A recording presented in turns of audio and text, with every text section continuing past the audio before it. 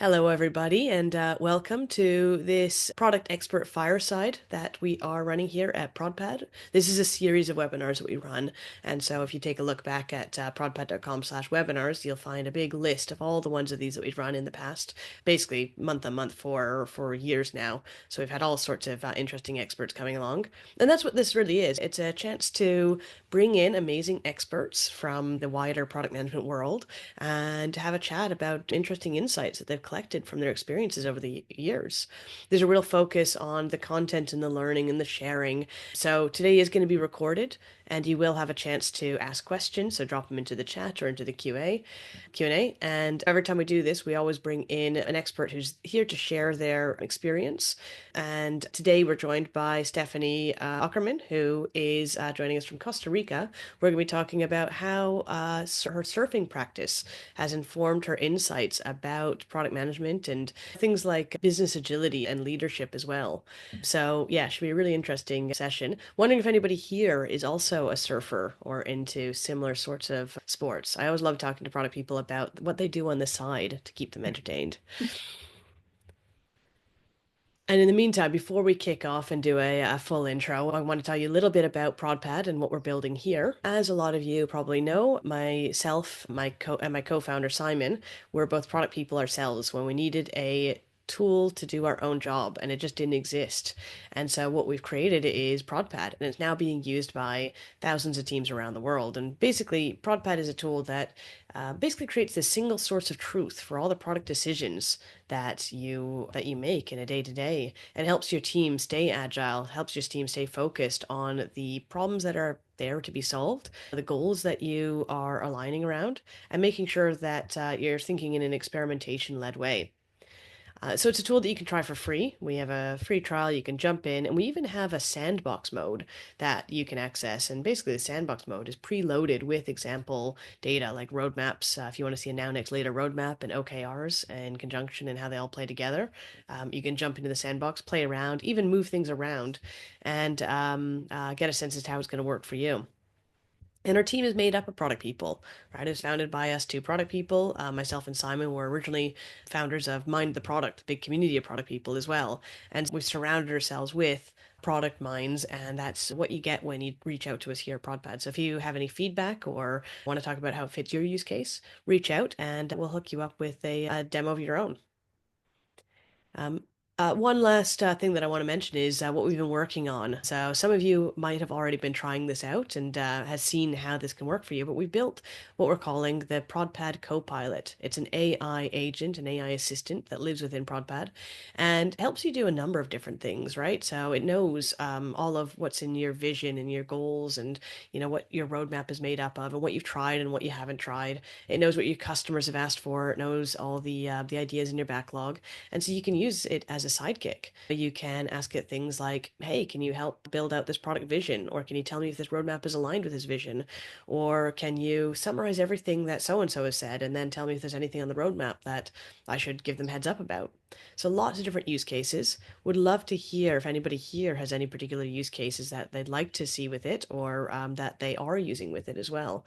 Always curious to find out how people are using new AI tech as it's out in front of them.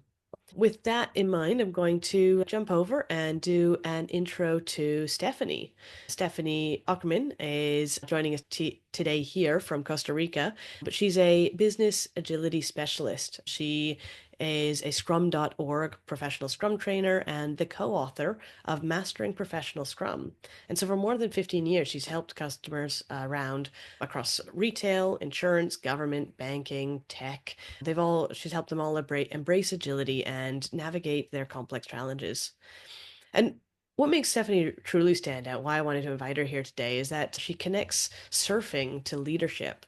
Just as surfers read the ocean and adapt to changing waves, great leaders learn to stay resilient and respond quickly in unpredictable environments. And she runs workshops, and through these workshops, Stephanie shares these ocean-inspired lessons, and she helps leaders and teams become more flexible and innovative. So with that in mind, I want to say a big welcome and hello to Stephanie. Hi, thanks so much for having me. Of course. Thanks so much for joining. Great to have you here. So, we'd love to hear a little bit about your background. What if I fill us in? Tell us a little bit about where you've come from in the world of agile, and Mhm. also keeping you busy on the surfing side. Yeah. So I always like to mention that I did start my career in traditional IT project management. I actually came right out of college into an internship program. And when you come out of college, you actually don't know anything, like in Yes, terms but you think you do. actually, right. It's like I have some skills, but I don't really know how to actually get things done in an organization or how they get things done is a lot of what you have to learn. And so I did come from that traditional IT project management, very waterfall, very process heavy, documentation oriented. And I was pretty good at it. I'm a Mhm. very organized person. But what was interesting about that is because you don't normally go into that. It's because I was an intern that like I was introduced to project management Yeah. much sooner. I really had to take a facilitative approach because I didn't know anything and I couldn't pretend to be like, oh, I've done this before and this is how it should work. So I think that really helped me enter that with a different lens and different perspective and got my certification, my PMP, moved on to larger program management, for release planning and large scale enterprise releases and various things, and went into consulting after that. Because I was like, oh, if I'm going to be good at this, I really need more experience, different industries, different types of projects. And then at some point, like I realized, wow, I'm really good at this. And everybody's, yeah, you do a good job. But what that turned into was me being very stressed out and overworked.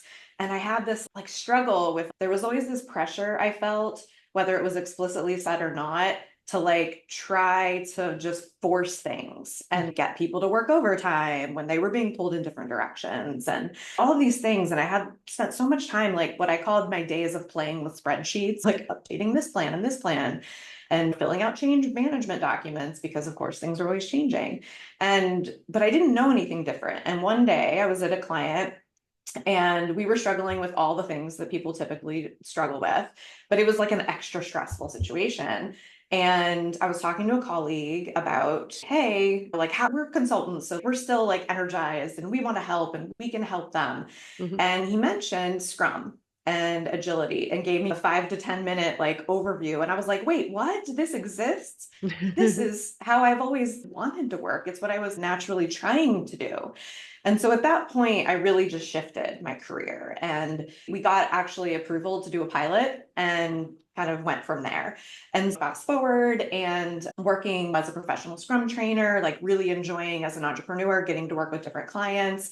And what I started to realize at that point was we can teach this theory and we can teach the practices and we can teach the processes, but what I'm noticing is that people still struggle to actually change the way they're approaching these frameworks, these processes, these practices, right? We're still bringing a predictive plan-driven mindset Hmm. and to how we're using these tools. And so then there's this friction that happens, right? There's this resistance, and we're like, why aren't we getting the benefits? And so we're not getting the benefits because we're not really doing it. Yeah. Yeah. But it's not just that, right? And so what I realized is, oh, like this is more than just knowing processes and tools and frameworks. Like we really need to grow who we are and how we're showing up. And Hmm. that's at all levels of the organization, right? We all need to grow our leadership skills. We need to truly nurture the human side. It's the people, right, who are using the process, who are improving and evolving the processes. It's the people who are ultimately getting value from our work too. And I'm a process nerd. I can geek out about process and tools and things like that all day. But I realize that we need to bring that human aspect in. And that's where it's really helping with the team dynamics, effective self management, Yeah. and leadership. So now I take the three pieces of business agility, self managing teams, and leadership. And that's where you get to sustainable results and true alignment starts happening in those spaces. There's an overlap of a Venn diagram is what I think of. And then the other fast forward I'll give you is that a few years back, I call it my gift of the pandemic. I was led to escape essentially. And I really needed something. And I had been to this place in Costa Rica where I did my vacation. Like I'd been several times actually, but then I would go back to where I'm from, Ohio, Yeah. and not surf.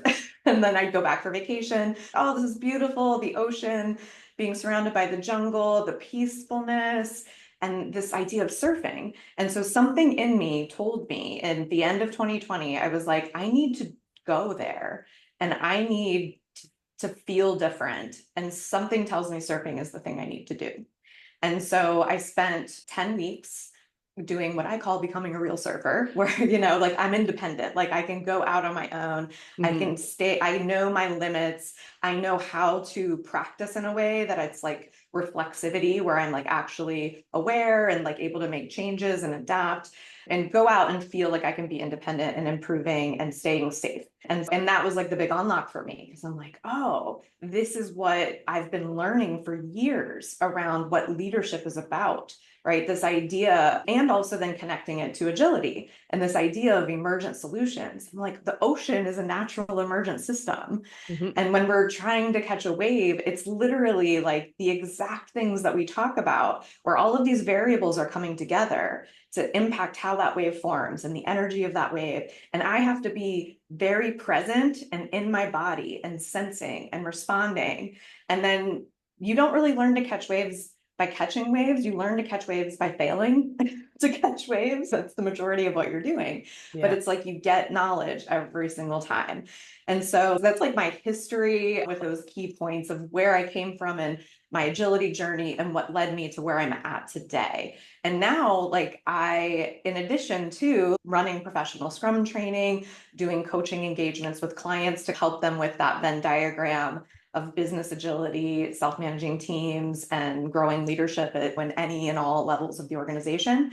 In addition to those things that I call like my traditional Yeah. business, I've started running leadership surf camps in Costa Rica, Amazing. where we're leveraging learning to surf as a tool to like really embody it, because that's the type of thing that it's so different than learning in a classroom. And I understand the theory, and that's most people do understand the theory of agility and they believe in it. They're like, yes, we need to take this approach because things are complex and there's a lot of variables and we can't control them and things change, but then it's still hard. And so it's that idea of embodiment and how the ocean gives us that experience. And then when we have that experience, you still have to work at it. I'm not saying it's magic, Yeah. but it gives you something to like really like anchor back into when you're out in the world applying this idea to how you're managing products, how you're leading in an organization, and how you're working within your team. Oh, that's amazing. It's such a great story and actually really inspiring in many ways. I was talking to a friend of mine yesterday who's a product manager, who's now product leader, has moved up through the ranks over the years, and was looking to step aside to go do something in the world of, or reskilling in the world of yoga, for example. And I was Mhm. like, and one of the things she said really stuck with me. She said, my self-care is more important than my career. Mm, Prioritizing one over the other. And I was like, that's really cool. But at the yeah. same time, what you seem to have done is combined the two into something that actually empowers you on both fronts. So I absolutely love to see that. Yeah, absolutely. And just that idea of recognizing that we are not our job, Hmm. and the idea of we're actually better at our job when we are taking care of ourselves Yeah. it's strange how often we don't think about it. And I Yeah. would even argue that even I still have to be intentional, Yeah. right? Because we've been programmed, right? We've got all of these ingrained beliefs that have been handed to us by the systems and culture that we've grown up in, right? Whether it's from our family system, whether it's from our education systems, our Hmm. workplace cultures, just like how we think about productivity culture and like how it's just more, or busyness as a badge of honor. And we don't Yeah. recognize that a lot of the best ideas come when you just have space, like with nothing, or it's not even just like a new idea that you have, but just more like an unlock of like, you've been dealing with the thing, you've been, Yeah. spinning on it and unsure, and then you go for a walk and you're taking care of yourself and all of that self-care piece.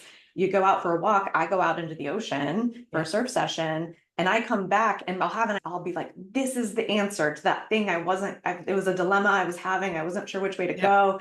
And I'll come back and it'll just have almost like dropped in to my brain. Yeah, But absolutely. I think it happens through my body. It's happening because I'm in my body and I'm not forcing it and trying to like, and which ultimately becomes overthinking. It's not really just thinking about it, it's overthinking about it. And that's the magic. It's the ability to clear your mind and focus on something that's outside the usual box that we often put ourselves in. I'm friends with another product person who is an avid knitter and was talking about what she's learned about the product development process in terms of drafting and creating things, drafting patterns and creating things from them, and how that relates to what we do in product management. It got me into knitting as well, so I do that. Very But I always cool. love talking to people about what they do on the side and how it informs them. And for this, it's given you a really unique lens into how we work and why companies work the way they do. Tell me a little bit about how you equate the two. You talk about this emerging system. What are you seeing in companies, and how do you get people to think about that and how they react to it?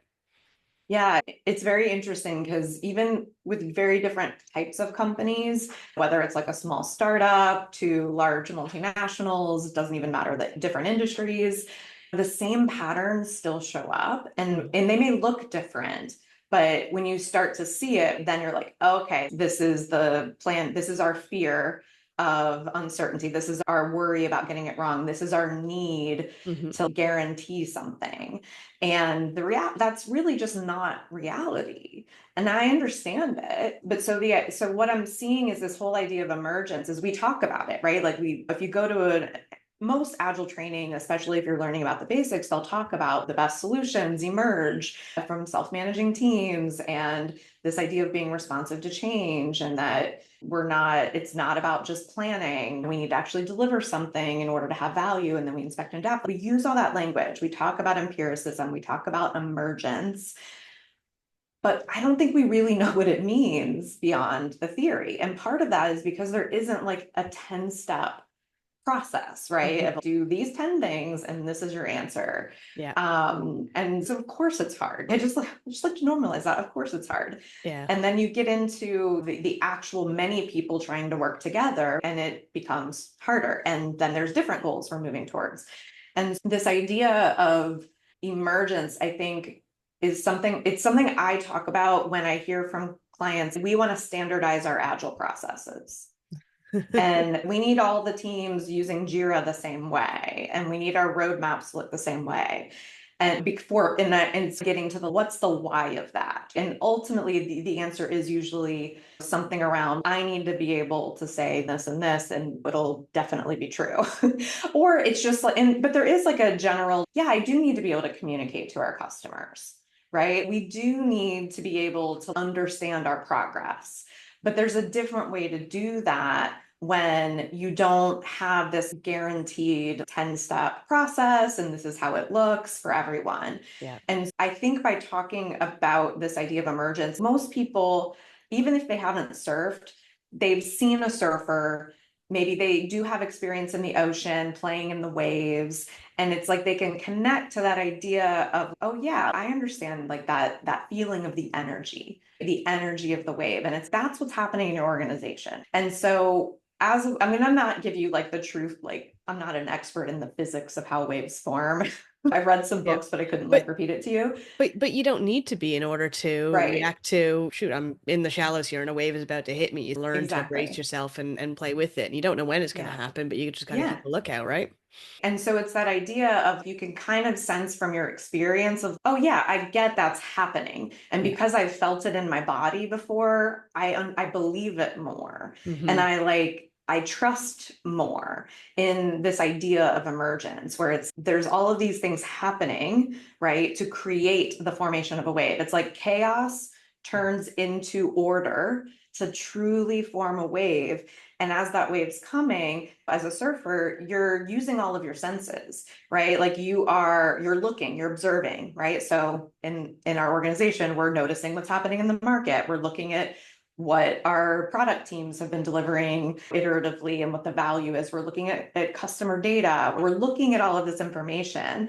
And I can see the wave, I can see the height of it. I I can get a sense of the force of the wave, like the power of the wave and how quick it might be breaking.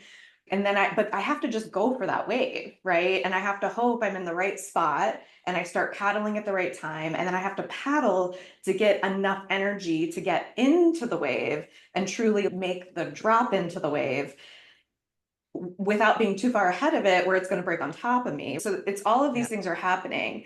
And I can't just think my way into that wave, right? I can know all the theory, and trust me, you got to know the theory. You have to Yeah. understand how these pieces do impact your ability to catch a wave, but you're not going to, it's not a puzzle that you're putting together or a formula. And it's only as you start to try and you might miss that wave and it's okay. And in my brain, I'm like, okay, what happened? Hmm. Okay, I noticed it broke faster than I thought it would. Okay, new information, right? New information that I can play with. But nothing guarantees the next wave is going to look exactly like that wave. There's slight variations. So it's this idea that you're trying something, right? Talking about experimentation. So you're treating each wave as an experiment and you're bringing in new information. You're also looking at, oh, this one does look a little different. So I'm going to move a little bit further from the peak because it looks Hmm. a little bigger. And that's how you think about it. And So, the other piece I'll add though, is if as that wave is coming at me, I'm in my head freaking out about the wave coming at me or just like upset because I haven't caught a wave yet, I'm mhm. not going to catch that wave because I'm in a Yeah. reactive state. It's a really good way of putting it. And this concept of being more experimentation led. I think whenever I talk to individuals, they're always like, yeah, I get it. I understand why I need to try out something and then see if it works or not and then learn from there. But there's always this resistance in the company to give the time and the space to do. How does a product manager carve out their time and their ability to do? And how do they get to the point where they're not afraid of failing? Because it's not Mhm. just that they're going to get tumbled around. It's that Mhm. it's is it putting their career on the line? Maybe not, but it's certainly creating tension within the workspace. Yeah, absolutely. And I, again, like I come to the ocean for this as well. And I fully understand that if my job is on the line, if I'm worried that this is the failure that's going to affect my career, of course there's more on the line. But the reality is like when you start to get into like leadership, like the actual like theory and practices of leadership, if you look at very different schools, they all teach the same thing. They might use different language, Hmm. but this idea of creative versus reactive leadership, I like to talk about it that way. So like with creative leadership, you're like open, curious, committed to learning. And if you're in a reactive state, you're closed, defensive, and more committed to getting it right or being right. Mm. And so the idea is I want to notice if the worry I'm having, it's really coming from a place of fear, feeling something's a threat. That's how our lizard brain works. Like it's helping us. But it doesn't know the difference between the tiger versus what the dynamics of work and Exactly that. dealing with conflict. Yeah. So it's like when we start to cultivate this idea of understanding what it means to be present and then starting to reflect on like how knowing how our reactivity shows up like in our body or like the thoughts that we have around it, then we can catch it and we can ask ourselves and be more intentional around, am I really assessing the situation in the right way? And sometimes it's helpful to have that conversation with others to gain some perspective. And then at the end of the day, it's always our choice of what we feel is worth risking. I know when I first started my career in agility, I was very like, yeah, you should be willing to be fired. That's the scrum master's job, or it might mean you have to have difficult conversations and maybe you'll get fired. And then as I became a more aware and mature person, realizing that I am in a different position than other people. And we all make our own choices about what our risk tolerance is Hmm. and all have our own experiences too. If we've been burned before, we carry that with us. I don't judge. We all make our choices. The question is, can you make the choice of, I'm going to take this risk, right?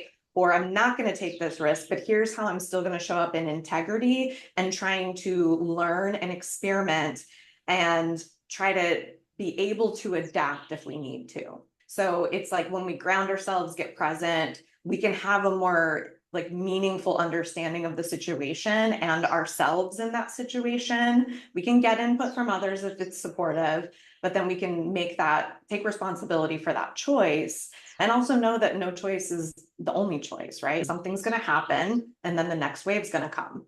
And then and then you're going to make a new choice. And then, do I want to go for this wave?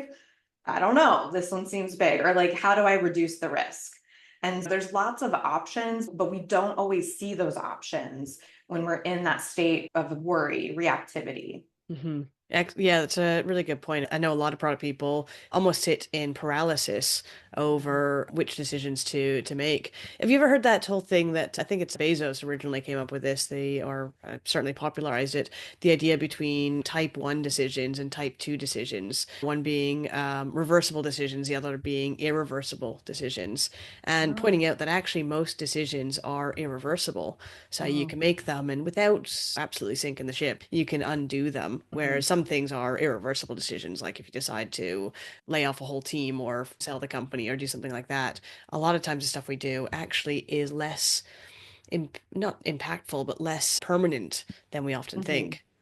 Yeah, absolutely. I love that framing. Like, again, like we can use tools like that to put us back into like our presence in our body and like using our full body intelligence versus spinning on things unnecessarily. And the other thing that you just made me think of is this idea that we're not doing it alone as product managers, as product leaders. So it's like developing your skills to facilitate conversation, and like that helps others be involved, because let's take advantage of the collective intelligence, the wisdom of the team. And I'm not saying put it to a vote necessarily, I'm not saying abdicate your responsibility, but this idea of, if you want to see more perspectives, you want to tap in Yeah. to the team, and the decision might at the end of the day be on you. But I think a lot of times we isolate ourselves and feel Yeah. like we got to do it alone. And that's ultimately the job of the product manager, right? If you boil it all down to what we're doing, it's we're making decisions about the direction that the company is going, the direction that the product is being taken, and you're making use of the company resources. But you're not doing so ideally. You're not doing so from a Yeah. corner looking out and saying, yeah, this is what we're going to do and moving pawns Mhm. around. You're in the middle of it, right? You're surrounding yourselves with these people in your team, right? So you become the conduit for insights to come through. You've got people in the marketing team telling you what's going on over there. You got people Mhm. on the dev team telling you what new tech is possible, what you can do now. You've got your customer stakeholders, and your job is not to have all the answers. Right? Your job is not to just lay out something and say, go do it. Your job is to actually, more than anything, collect this information and ask the best questions, pull this stuff out of people Yeah. so that you've got this wider view as to what the big picture is, and therefore making more informed decisions and hopefully more defensible decisions. Yeah. And we've been talking a little bit about this concept, and I just want to name it, the idea of timing. So it's, Yeah. I don't want to be stuck in analysis paralysis and Yeah. wait too long to make a decision. But I also don't want to take a kind of a reckless, I just gotta go. And I think we tend to be in a culture of urgency, false urgency. I think some of that, we just gotta do something, we gotta do something. And that can be irresponsible, because we do also need to be intentional, and there's a patience, I Hmm. think. And there's this idea of sensing timing too. It's hard to talk about because it's intuitive, right? It's as you're talking about, we're getting all this information from different sources. We're sensing what's happening in the wider market, which is even harder, Hmm. to get a sense of. And I think there's something about, as there's a trusting in our ability to sense the timing.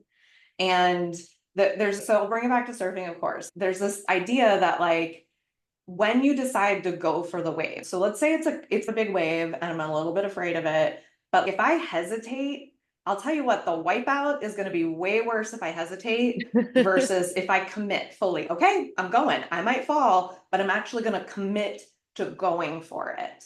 I mean, is And that a little bit like when we build these kind of crap MVPs and put them out there and hope that it solves the problem, being like, we didn't yeah, and fully it's like, make it, but we yeah, made this yeah. half-ass version, and now turns out no one likes it. So is that because we didn't finish it, or because it wasn't the right thing to do? And Yeah, there's ultimately, that not knowing. hesitation, Yeah. right? Yeah. Whereas if I'm really going for it, and I'm really like, from a surfing perspective, if I'm like truly in my body and I can sense what's happening, I'm going to learn from that wipeout.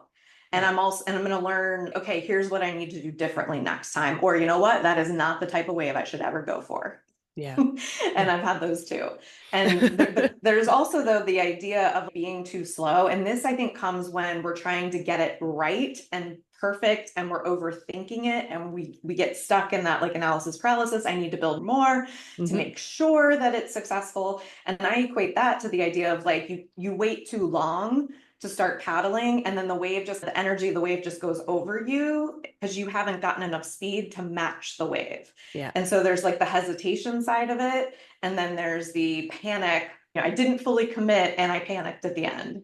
Yeah, Yeah. no, absolutely. And you know what? This sort of reminds me of what I've heard. I think it was Des Drainer was talking about how standing still, not actually getting things out. If you're going at a slower pace, your competitors are going faster and faster. And it means that your handle on the product market fit is going to be slipping because the Yeah. market is moving forward. Their expectations are changing. And Yeah. so there's this sense that there is this sense of urgency that you've got Mhm. to keep moving, you've got to keep going. But you're absolutely right in that you've got to get the timing right so that Mhm. you aren't putting the wrong stuff out the door and making haphazard guesses that aren't impactful. Yeah. I equate it to the idea of frequency of your practice, right? It's what we're talking about more is like frequently we're learning something. We're doing something and learning, right? We're not just sitting out there waiting for the perfect wave, right? Like we're trying some things, we're learning more about, oh, I sense today like there's a little more current happening. That means I need to paddle a little harder to get into a wave, right? So it's that idea, I think, more of like the frequency. It's like putting in the reps so that we're getting new information in and we're practicing. So yeah, it's this and then the other piece I would say is know where it's coming from. Am I just sitting out here because I'm just being patient and I'm observing and I'm present and I'm getting information and I feel good? Or am I sitting out here because I'm worried about something? I'm afraid of missing the wave. I'm upset because these people are catching waves and I'm not catching waves. Right? So Yeah. again, I really love this idea of creative versus reactive leadership. And I come back to it frequently because to me, it's like kind of that always like that foundational piece of our own personal leadership and how we're showing up. And that always is going to have an impact on the decisions we make. It's going to have an impact on all the people that we work with. If we're coming in a reactive state into a meeting and we're panicking about what our competitors are doing, like that energy is contagious, right? Like Yeah. it rubs off. And we can think about how we're showing up. And that just alone, just dropping into your body will give you a sense of, wait, where am I coming from right now? Am I in Mhm. a creative state or am I in a reactive state? And then you start to practice finding ways to shift yourself. And it doesn't mean you suddenly have an answer to your question, but now you're in the state that it is possible to observe, it is possible to sense new information. And you're not coming from a place of worry or fear of getting it wrong or anything like that. You're coming at it with a true, let's run an experiment. And Yeah. like, how do we mitigate risk? Okay, this is too big of a risk. Okay, let's talk about how do we make it a smaller risk experiment? How do we that's too big of an experiment? We can't go that long without feedback. Okay, what could we do to mitigate going too long without feedback? And so it just helps us have those conversations instead of conversations that are about, but this feature has to be in this release. Hmm. Or if we don't meet this date, that it's like those conversations, that's information that may or may not be useful, but there's a different conversation we want to have to utilize that information more effectively. Yeah, absolutely. And the reality is that many of us won't have access to warm water and waves to go get out there and start a surf practice. But what are ways that people can get themselves in the mindset to be this creative leader type persona that you talk about? Yeah. I do think that it can be helpful to actually try to put yourself into an experience, like a memory of an experience of waves. Even if you don't live by the ocean now, trying to put yourself into the memory of that experience. And even sometimes playing wave music or watching a surfer on a video and just noticing a really good surfer is often like you see them dancing with the wave, right? Like they're creating with the wave, they're creating with the natural energy that is emerging Hmm. as they ride the face of the wave. And so I really do encourage people to like try to get yourself into that, even by watching a video if you can, or tapping into a memory of the feeling of the energy of the It's wave. almost like a meditative state where you're making use of your listening to your body and your senses and Yeah. Yeah. And then we could even tell ourselves things like, I am committed to being out here like I'm a surfer. Like I'm committed to that. And what would a surfer do? And I actually put together a guide called Leaders Ride the Waves, a guide to navigating uncertainty and complexity, because I wanted to give people a way to think about what are these surf lessons, right? Like these surf lessons for leadership and business agility. And then what would it look like for me to start to practice this? So I will share that. It's a free download you can get. Also, some beautiful photos to get you in the vibes of Brilliant. waves in the ocean and some maybe warmer weather than you have right now. I'll go ahead and drop that in the chat right now. We can Perfect. send it out after as well. Yeah, everyone will get a copy of that in the email that we're sending it afterwards, so you'll have access to that. And it sounds like a really great resource. Yeah. And so I bring in some context of like how this relates. So it's like making sure we understand the relationship to leadership, business agility, why we struggle, and then bringing in what are these core leadership concepts that help me really connect in and get to presence and start to trust myself. There's this idea of we also have to start trust our own decision making, and then also remembering that I'm going to use it as the surfing metaphor, but we don't learn to surf by catching waves. We learn to surf by failing to catch waves. Hmm. And so it's really get yourself into that mode of I'm running experiments, right? I'm out here trying things, but I got to be intentional in Yeah. how I design that experiment. And this is where you can get into some really useful practices, right? Of what is good experiment design? What are good measures, right? Like how do we take something big and break it in into risk-based experiments, right? So we can leverage our tools to help us think in this idea of a surfer catching waves, but we have to be like approaching it that way to Yeah. be able to see those possibilities and to be able to work with our team and facilitate these ideas coming to the surface of, oh, here's an experiment actually that we could try if this is the thing we're trying to learn, and being able to unlock those conversations for people. And in the guide, I have more surf lessons that if we're doing like the in-person leadership surf camp experience in Costa Amazing. Rica, but I've included 3 of the surf lessons, some of which we've already talked about here, and then how you can actually put them into practice, like in the day to day.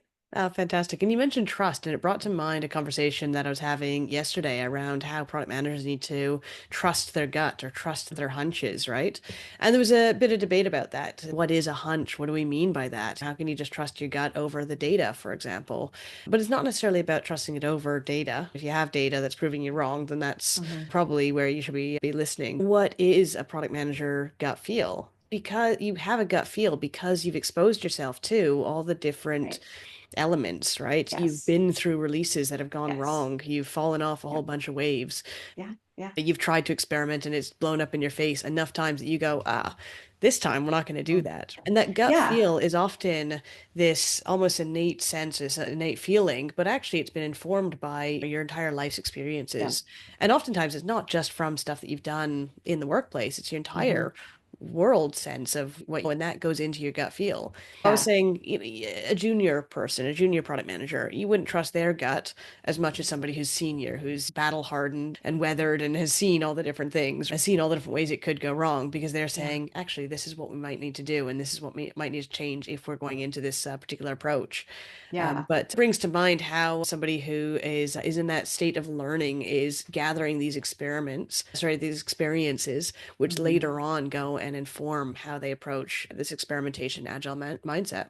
Yeah, absolutely. Like intuitive wisdom, right? Like we're learning Intuitive all of that wisdom. through experience, and we might not even be able to fully explain why our gut is saying it, but it's like in us. Yeah. And I think we really don't emphasize that enough in leadership. And if you do go out and like deep dive into leadership, bodies of work and institutes, like they are talking about your inner leader and this Yeah. idea of trusting yourself. And part of that is not trusting that you're always going to get it right. It's trusting that you are tapping into some intuitive wisdom. You're sensing something that's happening out here around us. And you don't necessarily know how to say exactly what that wave is going to do, but Yeah. just something tells you should go for it and how to do it, or not go for it and wait for the one that's coming right behind it. When I'm out surfing with people who have 20 years of surfing experience, it's truly amazing. Like I'll still do coaching sessions like periodically every several months just to keep like improving and starting and having that challenge of an expert pushing me to Yeah. improve, and also pointing out where I maybe have developed some bad habits and helping to correct those. And it's amazing how they can read the ocean and they know when waves are coming. And I'm like looking, I'm like, I don't see it. And I Another didn't 20 grow. years of experience, right? Yeah. And it's also, I didn't grow up around an ocean either. So I wasn't even watching waves form really, except for like maybe a vacation here and there, Yeah. until a few years ago. And so I still very much see myself as I'm an advanced beginner still in my mind. Yeah, I'm probably intermediate really, but I'm going to be intermediate and there's 8,000 Yeah. levels of intermediate. And yet in the agile world or the product management world, what you have is a wealth of experience, right? What I loved is that you said you started off in the waterfall world, getting your PMP. Mhm. I did the same thing actually. And on paper, you look at it going, well, why doesn't waterfall work, right? It looks like it should do. It's nice and ordered. It's got that checklist that people Mhm. love. Once you actually see it the other way and you start getting into the motion of it, you realize, oh, wow, yeah, this is way less energy intensive and we Yeah. can do way more with the resources we have. But Yeah. oftentimes it takes that And experience to go like, oh, we tried it that way, and this is yeah. actually what went wrong when we did it. Yeah. And I think of it as too, like really tapping into like, the co-creation possibilities. Like when we really, that's when we're going to have the most innovative solutions, or we're going to Yeah. realize actually we can deliver this value for half the cost if we do it this way. And Yeah. that might even be preferred, right? Like we can have those things emerge when we're co-creating with not just the team, but co-creating with what's happening around us and what's changing around us. Yeah, absolutely. Now, the thing is, I definitely see how individuals start changing this mindset. But what about somebody who's just joined a company that doesn't have this mindset or recognizes they need this mindset and is surrounded by a bunch of people who just want a checklist, just want to budget Mhm. things out, just want to know when everything's going to be done? And what does an Yeah. individual do to make that change? Yeah. So individuals in that situation, like you really got to work on your own leadership, like your own ability to like the creative reactive. Like to me, that's your number one tool because you want to notice, right? You want to be aware of what's happening so that you can think, I see what's happening. They want guarantees, like they want a yes, no, perfect outcome. What is the better conversation I can create here? And you can really only tap into that aspect of how you can impact what's happening in that room when you are not in a reactive state yourself. Hmm. Right. And so it's you get smart, you start to notice like, oh, okay, I'm curious. What do we think our customers are going to be able to do? What value are they going to get from this next release? I just want to make, have we talked about that yet? So Yeah. we can shift conversations from like outputs to outcomes. And we can shift conversations that are like, we have to meet the date, we have to meet the date, to things like, let's talk about what happens if we don't meet that date. Or, okay, if the date's really important and we know why, let's talk about how we can take some of these nice to haves and move them to a future, move them lower in our product backlog and move them to a future release.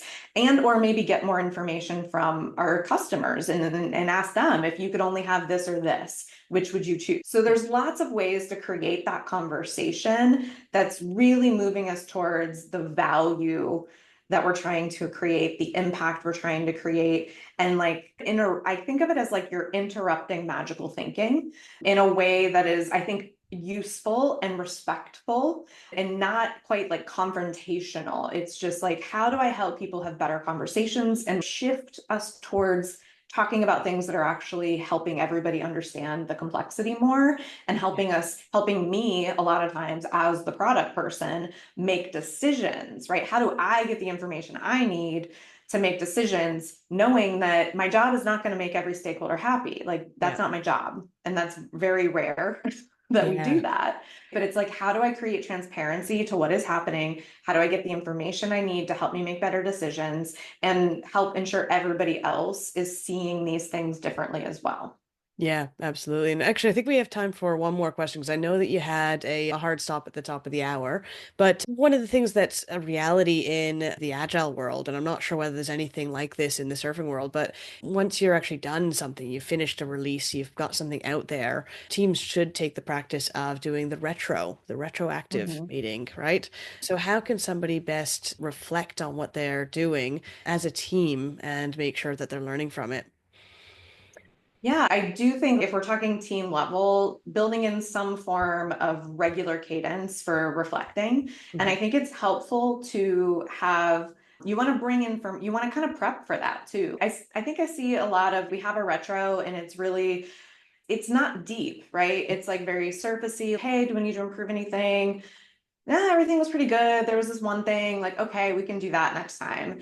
And I think it's more of like a real, like, you want to put time and effort into it. You want to come with data because there may be things you don't know and you can't see until you start looking at data, right? So if we're thinking about flow of value in our process, that's what is the data we want to look at? Yeah. If we think about actual value measures, right? What are those key value areas that we need to look at to assess? Because it's usually the trends that matter, right? That tell you something. So I fully believe in like the concept of retrospectives. I just think we need to be more intentional about how we do them and be also data driven, but still creating space for the human aspect, right, of our work because it has an impact. And so we want to be talking about that. Yeah, and you touched on something there, which is about the process itself, right? A good retro should be about making sure that it's not just about the surface level, did we like how this particular feature has turned out and that sort of thing, but it's more about how is the process? What can Yeah. we learn more about how we approached this along the way and improve for next time we go in? Yeah, and I think you've inspired an idea for me of what would be a surfing inspired retrospective format. What would be some of the questions that Oh, we could ask interesting. ourselves to think about, like, how are we sensing and Yeah. responding? Like, where are we? Where do we tend to like panic when the waves come? Or who's pushing, who's around us, right? That's creating chaos in the Yeah. sea. Amazing. I love it. Perhaps a follow-up to the guide that you've created already. Yeah, yeah. So on that note, I want to give you a chance to just share a little bit more about how people might find you and follow up on some of the stuff you're talking about. Yeah, absolutely. The best place to find me is my website, agilesocks.com. And if you want to download the Leaders Ride the Waves, the free guide I've created, agilesocks.com/prodpad. And you can just download that. And I'd love to hear feedback on it. I'd love to hear what's resonating and how you're using it in your day to day. You can also sign up for my newsletter. It's called Leaders Ride the Waves. So if you're looking for something that's a little both practical and inspirational and a little creative and different, you can also find me on LinkedIn. So Fantastic. All right, cool. We'll absolutely see there. And just to wrap up, oh, we've got the guide here. Sorry, I've put it here in front of everybody. I've got a slide on it, which is wonderful. And just as a heads up for everybody, there's more to come on this. Save this date. It's going to be March 27th, and it's going to be a guide on how to run a product launch, a GTM guide for product managers. So if anybody's got impending launches or has messed up the previous launches and wants to talk about it, come along and you'll be talking to our ProdPad experts here. And finally, just to wrap up, make sure that anybody who wants to have a chance to take a look at ProdPad themselves, this is a tool that actually helps you keep that agile edge, right? Make sure that the work that you're doing is very experimentation led, that you're asking the questions, what are our target outcomes? What did we actually get out of this? And what have we learned along the way? ProdPad is a space to help you keep on track with that process and make sure the stuff you're building is actually truly valuable. Start a trial for free. Go hit up a demo at prodpad.com/demo or try out the sandbox, prodpad.com/sandbox, where you can jump in, play around, and see how it would fit your own processes. So, on that note, I want to say a big thank you, Stephanie, for coming along and sharing your insights. It has been both really insightful and a lot of fun to chat about. yeah, thank you. Thanks for letting me geek out on Yeah, surfing and agility. absolutely. And thank you, everybody, for joining today, and hope to see you here next time. Bye for now.